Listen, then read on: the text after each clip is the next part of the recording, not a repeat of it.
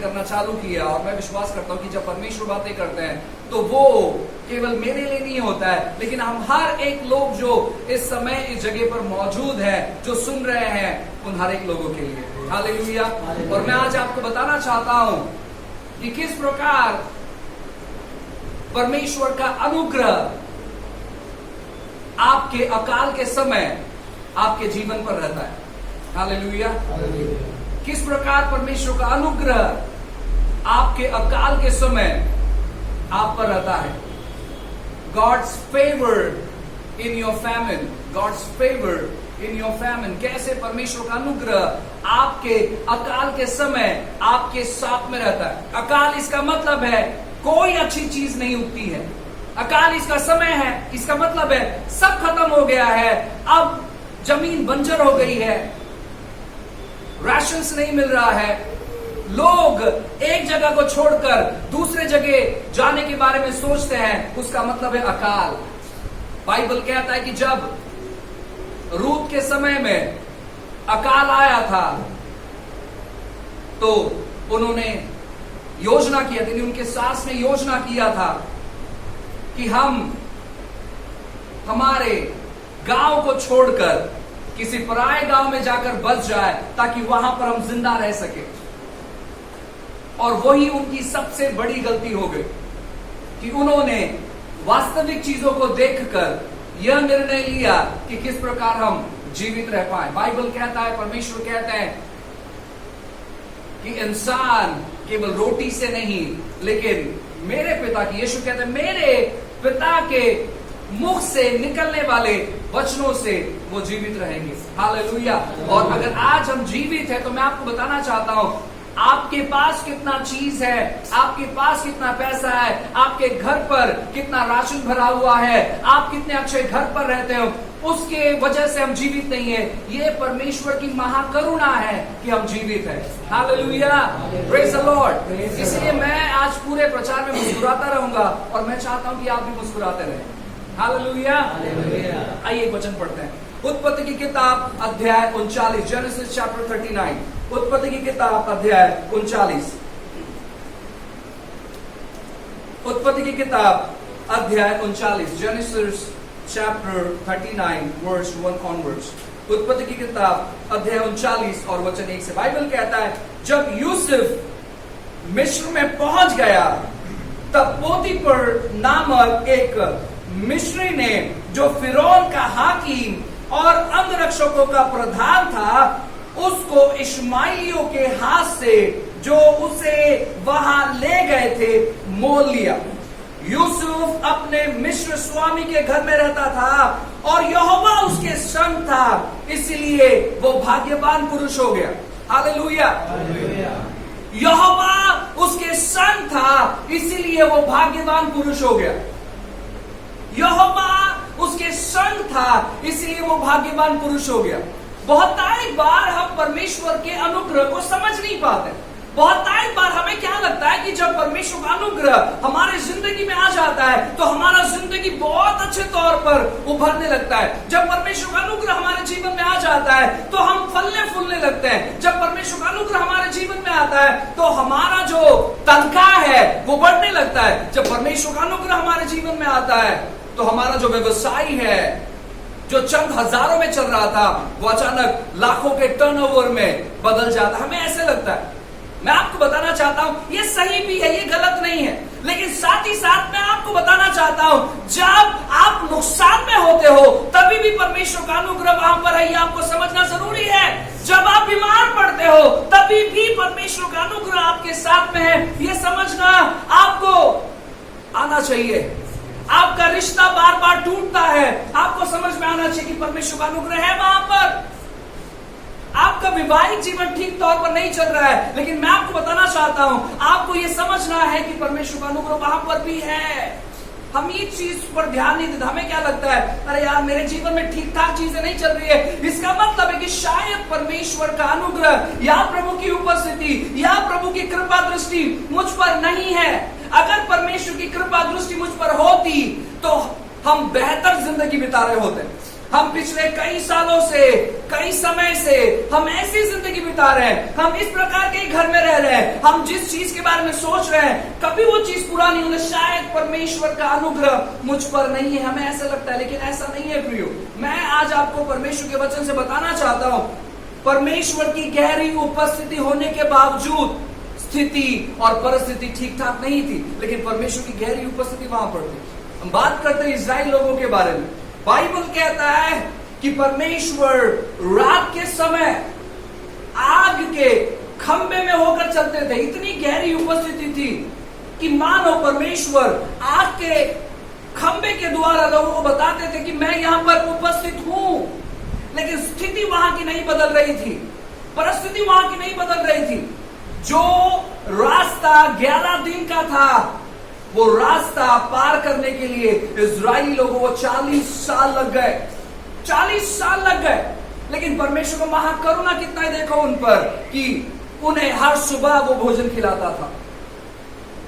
जब दोपहर के समय उन्हें गर्माहट महसूस होती थी, क्लाइमेट बहुत गर्म है, आंधियां चल रही है, भूकंप सा आ गया है, ऐसे समय में परमेश्वर क्या करते थे? बाइबल कहता है कि मेघ का खाम होकर एक ठंडा बादल बनकर उन्हें परछाई दे देते। सोचो कितनी गहरी परमेश्वर की उपस्थिति थी। लेकिन हालात वैसे के वैसे ही थे। हो सकता है कि हम बहुतायत लोगों के जिंदगी में वैसे ही हालात है, लेकिन मैं आपको बताना चाहता हूं, अपने हालातों पर ज्यादा केंद्र नहीं करें। इजराइल लोगों ने सबसे बड़ी गलती क्या की मालूम है क्या? जो वो देख पा रहे थे उसी चीज का वो पीछा कर रहे थे, जो वो देख पा रहे थे उसी चीजों का वो पीछा कर रहे थे, और जो चीज नहीं देख पा रहे थे उस चीज के बारे में वो कुड़कुड़ा रहे थे। जो चीज वो देख पा रहे थे उसी चीजों का पीछा कर रहे थे, उसी चीजों को देख रहे थे, उसी चीजों के बारे में कह रहे थे, और जो चीज नहीं देख पा रहे थे उस चीजों के बारे में वो कुड़कुड़ कर रहे थे। और उसी की वजह से जो 11 दिन का रास्ता था वो 40 साल लग गया। जो 11 दिन का रास्ता था, जो 11 दिन का सफर था, वो 40 साल लग गया। मैं आपको बताना चाहता हूं कि ऐसा हुआ गए हफ्ते, एक मेरा जो फाइल है, मेरे मोबाइल पे किसने एक फाइल सेंड किया था और वो फाइल मुझे चाहिए था। सो मेरा मोबाइल पूरा मैंने छाना, यहां देखा, वहां देखा, ये ऐप देखा, वो ऐप देखा, मुझे कहीं भी वो फाइल नहीं मिला।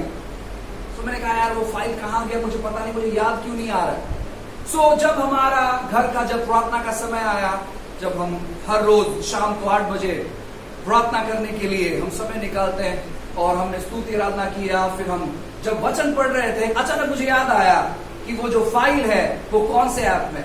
मैंने कहा कि परमेश्वर का वचन सच में काम करता है। हमारा हर एक प्रश्नों का उत्तर सच में परमेश्वर के पास है। यहां पर यह तो नहीं लिखा है कि मेरा फाइल कहां पर है, लेकिन इसको पढ़ते पढ़ते मुझे याद आ गया कि वो कहां पर है। मैं आपको बताना चाहता हूं, आपके जिंदगी के जो भी सिलसिले हैं, जो भी समस्या है, जो भी हादसे हैं, आप अगर उत्तर चाहते हो तो इसको कभी मत भूलो। परमेश्वर के वचनों को पढ़ते चले जाओ और वो आपका सही मार्गदर्शन करेगा, वो आपको सही तौर पर अगुवाई करेगा। जब आप परमेश्वर के वचनों के साथ समय बिताते हो, आप सच में परमेश्वर के अनुग्रह को अनुभव करने लगते हो। बाइबल कहता है उत्पत्ति के 39वें अध्याय में कि वो व्यक्ति जिसका नाम यूसुफ है, उसको कुछ समय पहले, कुछ दिन पहले परमेश्वर ने दर्शन दिया और परमेश्वर ने उससे कहा कि आने वाले दिनों में ऐसी ऐसी अद्भुत बातें मैं तेरे जिंदगी में करने वाला हूं, महान बातें मैं तेरे जिंदगी में करने वाला हूं। और उसने क्या किया मालूम है? उसने उन बातों को स्वीकार कर लिया, और जैसे उसने उन बातों को स्वीकार कर लिया, वो लोगों के साथ बांटने लगा। देखो परमेश्वर ऐसे करने वाले, परमेश्वर वैसे करने वाले हैं। उसके अपने लोगों ने उससे कहा कि तू सबसे छोटा होकर हम लोगों पर राज्य करेगा, परमेश्वर तुझे उभारेंगे और हमें नहीं उभारेंगे, ऐसा कभी नहीं हो सकता है। उन्होंने क्या किया? उन्होंने उसे मार डालने का प्रयास किया। लेकिन प्रभु की स्तुति हो कि वहां पर बिन्यामीन नाम का उसका भाई वहां पर उपस्थित था और परमेश्वर ने उसके द्वारा उसको बचाया। और उन दिनों में ऐसे होता था जिस प्रकार आज रविवार है और मुझे मालूम है कि आप में से बहुतायत लोग आज शाम को क्या पकाने वाले हैं।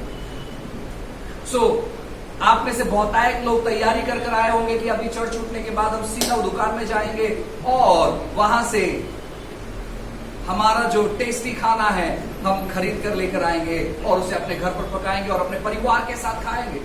जिस प्रकार आज बाजार में मुर्गी और अन्य अन्य चीजें मिलते हैं, उस प्रकार उन दिनों में बाजार में इंसान मिलते थे और उन इंसानों को मिस्र के जो लोग हैं वो खरीदते थे, अपने घर पर लेकर आते थे और उनसे कहते थे कि तुम नौकर नहीं हो लेकिन तुम गुलाम हो। जो व्यक्ति नौकरी करता है वो नौकर है, लेकिन जो व्यक्ति गुलाम है, मैं आपको बताना चाहता हूं ना, वो बहुत ही बदतर तौर पर जिंदगी बिताता है। नौकरी इसका मतलब है आपको 8 घंटा काम करना है, आपको 12 घंटा काम करना है और आप 12 घंटा काम करने के बाद आप अपने मालिक से या अपने बॉस से कह सकते हो कि मैं घर पर जा रहा हूं या मैं नौकरी से रिजाइन करता हूं। लेकिन गुलाम अपनी नौकरी से रिजाइन नहीं कर सकता है क्योंकि उसके मालिक ने उसको खरीद लिया है। और यूसुफ के साथ भी ऐसे ही था। परमेश्वर ने बड़े बड़े वादे उससे किए थे, लेकिन वास्तविक तौर पर देखा जाए तो मैं आपको बताना चाहता हूं ना, उसे बेचा गया था। और बाइबल कहता है उत्पत्ति 39वें अध्याय में कि पोतीपर नाम का एक आदमी था, उस पोतीपर ने यूसुफ को खरीद लिया और अपने घर पर लेकर आया और यूसुफ उसके घर में काम करने लगा। मैं आपको बताना चाहता हूं, उसे खरीदने के बाद उसे लाकर अपने घर का मुख्य आदमी नहीं बनाया। उसको खरीदने के बाद उससे कहा गया होगा कि तू यहाँ का लादी पोछना, तू इस घर की साफ सफाई करना और साफ सफाई हो जाने के बाद तुझे किचन में जाना है और बर्तन मांजना है, और अगर बर्तन हो जाए तो तुझे बाथरूम में जाना है, बाथरूम क्लीन करना है। अगर बाथरूम का काम हो जाए तो बाहर जो गार्डन है तुझे गार्डन में जाना है और जो बेकार पत्थर यहाँ हुआ पड़े उसको उठाना है। अब जब वो हो जाए तो दोबारा तुझे अंदर आना है और दोबारा तुझे साफ सफाई करना है। इस प्रकार के कई काम उसे दिए जाते थे, कई काम दिए जाते थे, क्योंकि कोई भी व्यक्ति गुलाम को अपने घर पर लाकर अपने कुर्सी पर बिठाकर खिलाएगा नहीं, लेकिन उसको इसलिए लाया जाता है ताकि घर का सारा कामकाज वो करे, सारा कामकाज वो करे। और यूसुफ का जिंदगी वैसे ही था, लेकिन वचन 2 में ऐसा लिखा गया है, हालांकि उसका जिंदगी वैसे था लेकिन यहोवा उसके साथ में था, इसलिए वो भाग्यवान पुरुष हो गया। यूसुफ अपने बेकार परिस्थिति के बारे में कहीं भी बात नहीं करता है। आप जब अपने बाइबल को पढ़ोगे, आप पढ़कर देखिए, यूसुफ कभी भी ऐसे नहीं कहता है कि क्यों प्रभु आपने मुझे दर्शन दिया, अगर आपने मुझे दर्शन नहीं दिया होता तो मेरे भाइयों ने मेरा कपड़ा नहीं उतारा होता, और अगर मेरे भाइयों ने कपड़ा नहीं उतारा होता तो उन्होंने कभी मुझे पीटा नहीं होता, और अगर उन्होंने मुझे पीटा नहीं होता तो प्रभु उन्होंने कभी मुझे गड्ढे में डाला नहीं होता, उन्होंने कभी मुझे बेचा नहीं होता। और ये सब चीजों प्रभु बस आपके दर्शन के वजह से, अगर आपने मुझे दर्शन दिया नहीं होता तो सब कुछ आज मेरे साथ ठीक ठाक होता। उसने कभी भी अपने जबान से ऐसे नहीं कहा। वो अपनी हर स्थिति में परमेश्वर को स्मरण करता चले गया, क्योंकि उसको मालूम है कि जो व्यक्ति परमेश्वर से प्यार करता है, परमेश्वर उसके लिए भलाई की चीजों को निर्माण करते हैं। हालेलुया! परमेश्वर आपके जीवन में भलाई की चीजों को निर्माण करेंगे। अगर आप कर्जे में हो तो मैं आपको बताना चाहता हूं ना, परमेश्वर उसके बीच में से भी भलाई की चीजों को निर्माण करेंगे। जो उससे प्यार करता है, मैं आपको बताना चाहता हूं, परमेश्वर उसके जीवन में भलाई की चीजों को याद करेंगे और निर्माण करेंगे। बाइबल कहता है अब्राहम के बारे में, अब्राहम जब नवयुवक था, जवान था, सब कुछ उसके पास ठीक ठाक था, सब कुछ बढ़िया था, सब कुछ ठीक ठाक चल रहा था, परमेश्वर ने उससे कहा, अब्राहम मैं चाहता हूं कि तू वहां से निकल और कोई दूसरे देश में जा। अब्राहम परमेश्वर की बातों को सुनकर वो निकल पड़ता है परमेश्वर की बातों को पूरा करने के लिए। अब्राहम की जो पत्नी है वो है सारा, और बाइबल कहता है वो इंतजार कर रहे थे कि हमारा भी वंशज आगे बढ़े, हमें भी बच्चे हो और फिर उसके बच्चे हो और फिर उसके बच्चे हो। उन्होंने एक सपना देखा और परमेश्वर बारंबार आकर उसे कहते, अब्राहम मैं तुझे राष्ट्र का पिता बनाऊंगा, मैं तुझे राष्ट्र का पिता बनाऊंगा। जब वो 70 साल का था तब उसे परमेश्वर कहता है मैं तुझे आशीषित करूंगा और तू बहुताई के लिए आशीषित होगा। 75 साल का हुआ, परमेश्वर ने उससे कहा मैं तुझे राष्ट्र का पिता बनाऊंगा। 80 साल का हुआ, परमेश्वर ने वापस कहा मैं तुझे राष्ट्र का पिता बनाऊंगा। 85 साल हुआ, परमेश्वर ने वापस कहा। 90 साल हुआ, परमेश्वर ने वापस कहा। 95 साल हुआ, परमेश्वर ने वापस कहा। मैं आपको बताना चाहता हूं, उन्होंने इंतजार किया, उन्होंने इंतजार किया और उन्होंने खुद को देखा कि वो आशीषित है। परमेश्वर उनके साथ था, लेकिन उनकी परिस्थिति तभी भी ठीक ठाक नहीं थी। हम काफी बार परमेश्वर के वचनों को बहुत अलग तौर पर लेते हैं। हमें लगता है कि बस कुछ मैजिक हो जाए, चमत्कार हो जाए, जादू हो जाए। आज आपकी स्थिति कैसे भी क्यों ना हो, ये मत सोचो कि परमेश्वर आपके साथ में नहीं। पास्टर हम बहुत प्रार्थना कर रहे हैं, हम उपवास पर उपवास कर रहे हैं, हम प्रार्थना पर प्रार्थना कर रहे हैं, लेकिन उन बातों को हम अनुभव नहीं कर पा रहे हैं जिस चीजों की हम इच्छा कर रहे हैं। शायद परमेश्वर नहीं देना चाहता, या शायद परमेश्वर का कृपा दृष्टि हमारे पर नहीं है। मैं आपको बताना चाहता हूं मेरी बहन, ऐसा बिल्कुल नहीं है। मैं आपको बताना चाहता हूं मेरे भाई, ऐसा बिल्कुल नहीं है कि परमेश्वर की कृपा दृष्टि आप पर नहीं। अगर परमेश्वर की कृपा दृष्टि आप पर नहीं होती तो आज आप यहां पर नहीं होते। अगर परमेश्वर की कृपा दृष्टि आप पर नहीं होती, आज आप ये नहीं सुन पाते। अगर परमेश्वर की कृपा दृष्टि आप पर नहीं होती तो इस बीमारी के चलते आप कब के मर गए होते। अगर परमेश्वर की कृपा दृष्टि आप पर नहीं होती तो उसने अपना नाम आपके साथ नहीं जोड़ा होता। अगर परमेश्वर की कृपा दृष्टि आप पर नहीं होती तो आप कोई शराब के अड्डे में या कोई गलत चीजों में आप पड़े होते। परमेश्वर की कृपा दृष्टि आप पर है, इसीलिए आप उसको स्मरण कर पा रहे हो, इसलिए आज आप उसको स्मरण कर पा रहे हो। परमेश्वर की कृपा दृष्टि आप पर है, इसलिए आप सांस ले पा रहे हो। नहीं तो आपको सांस लेने के लिए पैसे लगते। काफी लोग सांस लेने के लिए पैसे दे रहे इन दिनों में। आपको पता नहीं मार्केट में कौन से चीजें बिक रही इन दिनों में। ताजा हवा बिक रही है, आप सर्च करके देखिए। 1 किलो ताजा हवा 1200 रुपया। कोरोना मुक्त ताजा हवा लोग बेच रहे हैं। अगर मेरा झूठ लग रहा है, आप घर पर जाइए, उसे सर्च करके देखिए। आज लोग सेल कर रहे हैं, लेकिन प्रभु की स्तुति हो कि हम अच्छे से सांस ले पा रहे हैं। प्रभु की महिमा हो कि हम सांस ले पा रहे हैं। मैं उस व्यक्ति से भी कहना चाहूंगा जो वेंटिलेटर पर पड़ा हुआ है कि भाई या बहन, प्रभु की उपस्थिति या प्रभु का अनुग्रह आप पर है कि कम से कम आप वेंटिलेटर पर जिंदे हो, आप मरे नहीं हो। आप अभी भी विश्वास कर सकते हैं, आप अभी भी विश्वास कर सकते हैं। जो कोमा में है, मैं उससे भी कहना चाहता हूं कि प्रभु की उपस्थिति आप पर है, प्रभु का अनुग्रह आप पर है, इसलिए आप जिंदे तो हो। आप अभी भी अपने मन में विश्वास कर सकते हो। अगर आपने मन में विश्वास किया, परमेश्वर आपको शक्ति देगा जबान से अंगीकार करने के लिए। हालेलुया। कोमा इसका मतलब है शरीर, हमारा जो माइंड है वो हमारे हाथ पांव को परमिशन नहीं देता है। कोमा इसका मतलब है हम देख पाते, सुन पाते हैं, लेकिन रिप्लाई नहीं दे पाते। हालेलुया। तो मैं आपको बताना चाहता हूं कि परमेश्वर का अनुग्रह सच में हम हर एक लोगों के ऊपर है। आप अपने स्थिति को कंपेयर मत करो, अपने स्थिति को आप ऐसे कंपेयर मत करो कि अरे यार हमारी स्थिति ऐसे है, हमारी परिस्थिति ऐसे है, तो शायद परमेश्वर की उपस्थिति या परमेश्वर का अनुग्रह हम पर नहीं है। ऐसा कभी मत सोचो। परमेश्वर का अनुग्रह अद्भुत तौर पर आपके ऊपर है। बाइबल कहता है कि यूसुफ पोतीफर के घर पर पहुंचा, परमेश्वर का अनुग्रह उसके ऊपर था और वो भाग्यवान पुरुष था, भाग्यवान व्यक्ति था।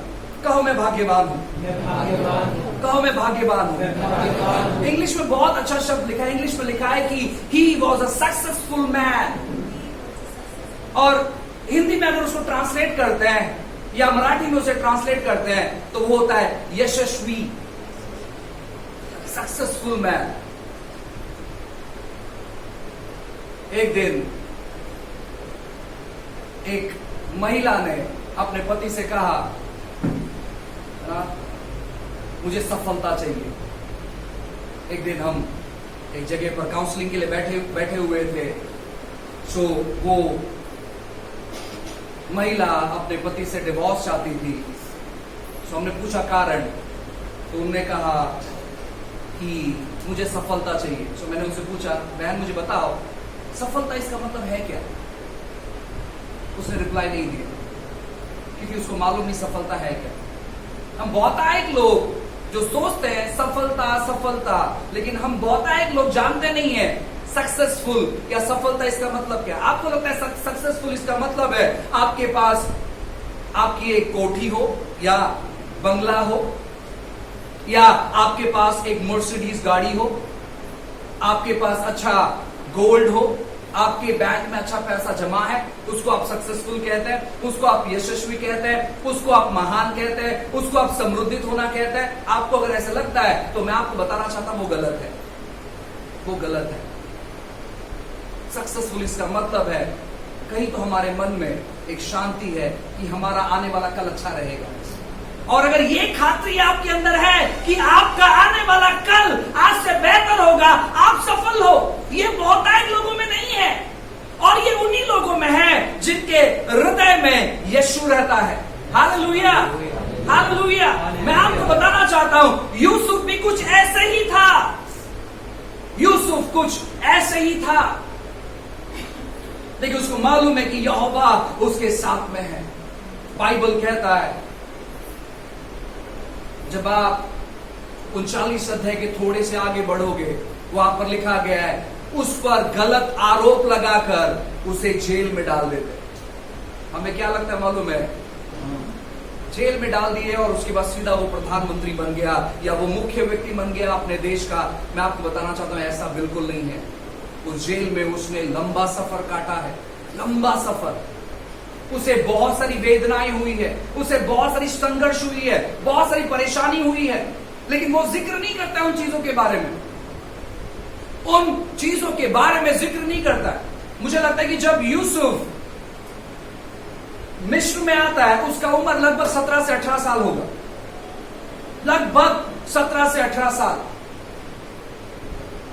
और उसके बाद मुझे लगता है कि लगभग 10 से 12 साल उसने जेल के अंदर काटा था। किस चीज की वजह से? बिना कुछ किए उस पर गलत इल्जाम लगाया गया, और उस गलत इल्जाम की वजह से वो उसने अपना आधा जिंदगी जेल में काट दिया, आधा जिंदगी। लेकिन फिर भी उसके अंदर जो चीज शुरू था वो कोई नहीं जानता था, वो कोई नहीं जानता था। मैं आपको बताना चाहता हूं आपका दुश्मन या शैतान आपके बाहर की चीजों को चुरा सकता है, आपके वस्त्र को वो ले सकता है, आपके पैसों को वो लूट सकता है, लेकिन आपके अंदर जो शुरू है उसको पता नहीं कि आपके अंदर क्या शुरू है, और उसी की वजह से वो आपके अंदर की चीजों को वो चुरा नहीं सकता है। आज ऐसे गड़बड़ी के माहौल में अपने मन को